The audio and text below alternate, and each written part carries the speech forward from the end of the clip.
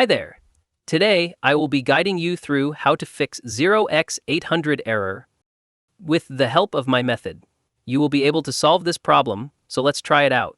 For this, I have some ways, so let's do all the things. This issue usually happens when there's a problem with syncing files between your device and the OneDrive cloud, so it's important to follow each step carefully. Make sure you are using a good internet connection, because due to slow internet connection, this problem can occur. Sometimes, just restarting your router or switching to a different network can also help in resolving the connectivity issue. The next one is make sure you have enough space in your drive, because if you don't have enough space, then OneDrive may not perform well, and this kind of error occurs. Another way is click on this arrow, right-click on OneDrive, and tap on the option Pause Syncing, and hit Quit Drive. Once you will quit OneDrive, reopen the OneDrive and check the problem is solved or not. You can also try signing out of your OneDrive account and signing back in. This refreshes your session and sometimes helps fix minor bugs. If this problem is still there, then click on this Windows icon. Tap on the option Setting.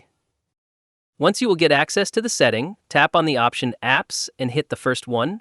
And here simply search for OneDrive. Once you will search for it, click on the three dots and tap on the option Uninstall. Once you will uninstall it. Reinstall this OneDrive, and after reinstalling, do not open it. Restart your computer and then try to reopen it with the same account.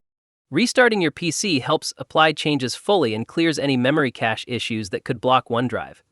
Make sure you enter the correct credentials when signing in again to avoid login issues.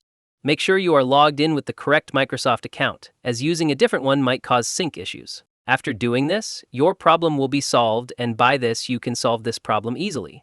And that's it. I hope this guide was helpful. Feel free to share it with someone facing the same issue. If none of these steps work, you can also check for Windows updates, as outdated systems can sometimes interfere with OneDrive functionality.